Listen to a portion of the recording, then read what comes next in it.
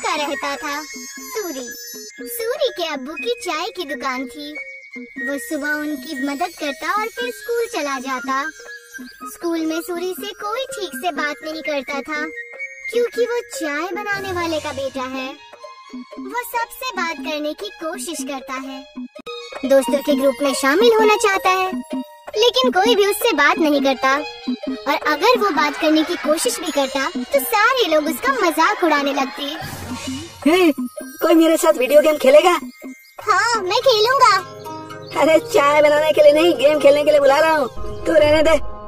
सूरी को बहुत बुरा लगता है। वो घर आते ही मुंह फुलाकर बैठ जाता है। सूरी के अब्बू ये देखते हैं और उसके लिए खाना लेकर आते हैं। अरे क्या हुआ सूरी, तू मायूस क्यों है आज? ले खाना खा ले, तुझे अच्छा लगेगा, ले।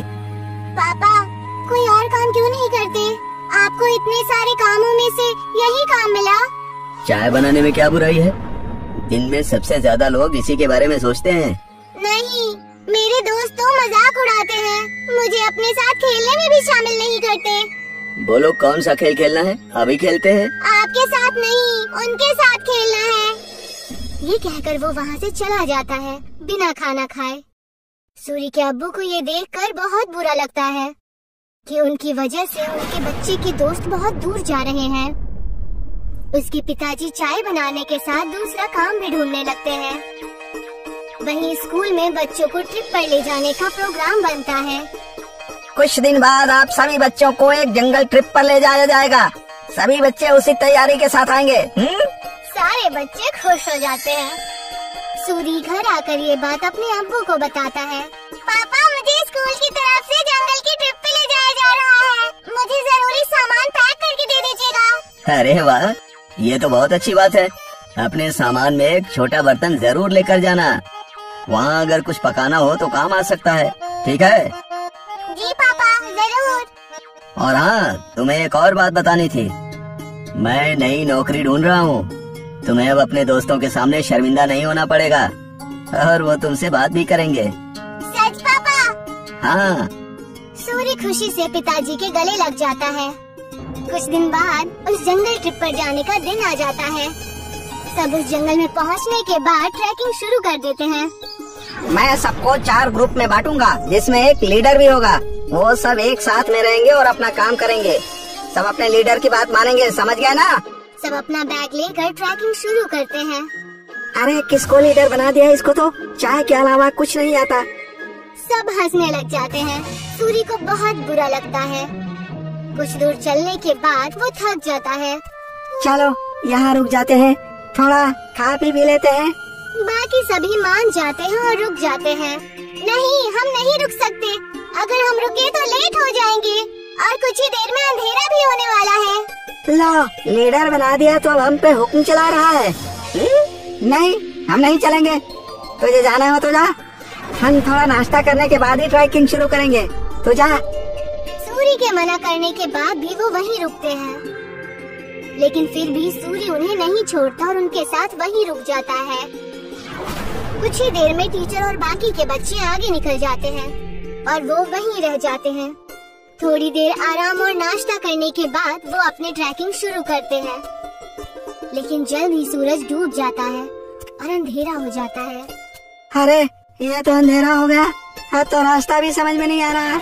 बाकी बच्चे भी डरने लग जाते हैं। कुछ ही वक्त में ऐसा मोड़ आ जाता है जहाँ से रास्ता पता करना मुश्किल हो जाता है और उन्हें वहीं ठहरना पड़ता है। अब तो मुझे भी रास्ता नहीं पता। मेरे ख्याल से हमें आवाज लगानी चाहिए। तुरंत ही वो चारों टीचर और अपने क्लास के विद्यार्थियों को आवाज लगाते हैं, लेकिन बात नहीं बनती। टीचर, टीचर, अरे कोई हमें सुन रहा है? हम खो गए हैं, कोई है? सब चिल्लाते हैं लेकिन कोई भी जवाब नहीं आता। लगता है हम बहुत पीछे रह गए हैं। हमें आगे का रास्ता नहीं पता, इसीलिए हमें यहीं रुक जाना चाहिए। हो सकता है अगर आगे गए तो रास्ता भटक जाए। नहीं, हमें कोशिश करनी चाहिए, क्या मालूम हम सही जगह पहुंच जाएं। रात बहुत हो चुकी है, जानवरों का भी डर है। टीचर थोड़ी देर में हमें खोजते हुए आ ही जाएंगे। हमें यहीं रुकना चाहिए। सबको उसकी बात ठीक लगती है और वो लोग वहीं रुक जाते हैं। कुछ ही देर में रात हो जाती है और तेज ठंडी हवा बहने लगती है। और उनके पास बचा खाना भी खत्म होने लगता है। हाँ, अब तो हमारा खाना भी खत्म हो जाएगा और पानी भी खत्म हो जाएगा। अब भी कहता हूँ मैं, हमें चलना चाहिए। अरे लेकिन जाएंगे कहाँ? रास्ता तो बंद है। मुझे तो बहुत डर लग रहा है, कहीं कोई जानवर ना हमें खा जाए। मुझे तो बहुत ठंड भी लग रही है। हाँ मुझे भी। मैं आग जलाता हूँ और सब लोग आग जलाते हैं। कुछ देर जलने के बाद आग कम होने लगती है। हम क्या करेंगे, इतनी ठंड है। हाँ, आग भी खत्म हो रही है। जानवर से नहीं तो ठंड से ठिठुर कर मर जाएंगे। सूर्य कुछ सोचता है और कहता है, मेरे पास एक आइडिया है। मेरे पास बर्तन और चाय की पत्ती रखी हुई है बैग में। वो आग बुझने के बाद तक गर्म रहेगी तो हमें भी गर्म रखेगी।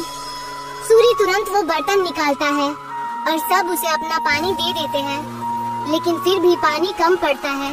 वहीं पास में जमीन पर बर्फ पड़ी होती है, वो उसे उठा लेता है। जैसे ही काली चाय बनती है, आग खत्म हो जाती है। सबको बहुत अच्छा लगता है। उसे पीने के बाद सब तारीफ भी करते हैं, लेकिन अयन सिर्फ चुपचाप चाय पीता है। कुछ ही देर में उन्हें पत्तियों की आवाज आती है और वो अपने पीछे की तरफ देखते हैं। वो देखते हैं कि उनके टीचर आ रहे हैं। सब राहत की सांस लेते हैं। कैंप में पहुंचने के बाद जब टीचर उनकी तारीफें करते हैं तो अयन कहता है कि वो महफूज उनके लीडर सूरी की वजह से है।